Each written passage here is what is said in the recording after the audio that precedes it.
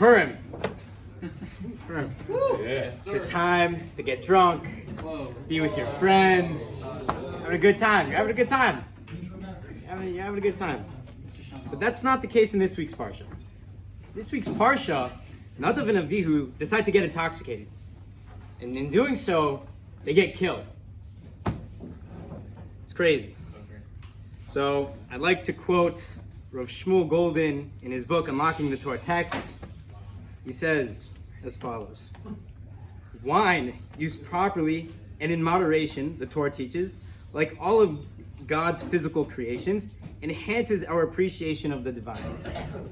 When used to escape reality, however, all psychoactive substances undermine our spiritual search, which is predicated on creating a union in our lives between heaven and earth. So this teaches us something very interesting.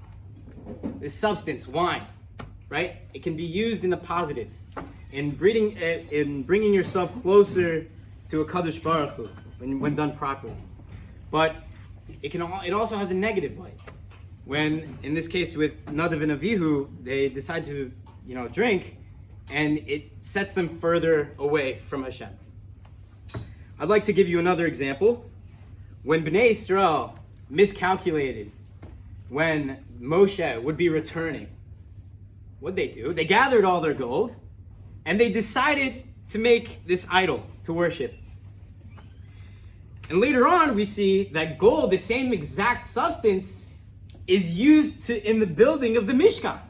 So how is it possible that you could take something that was the substance that was used for Avodah Zarah to then use in the Mishkan to bring yourself closer to a Kadosh Baruch Hu?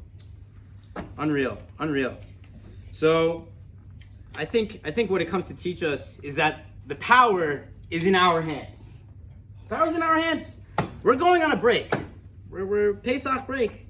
We're going to be out there in the real world. We're not going to be in our little bubble of yeshiva. We're not going to be protected by all these books, surrounded. No. We're going to be out there, and Hashem's going to be testing us. We've been in yeshiva for 7 months, right? We've been collecting all of this knowledge, all of this gold. And Hashem wants to see, are we going to use it for the negative?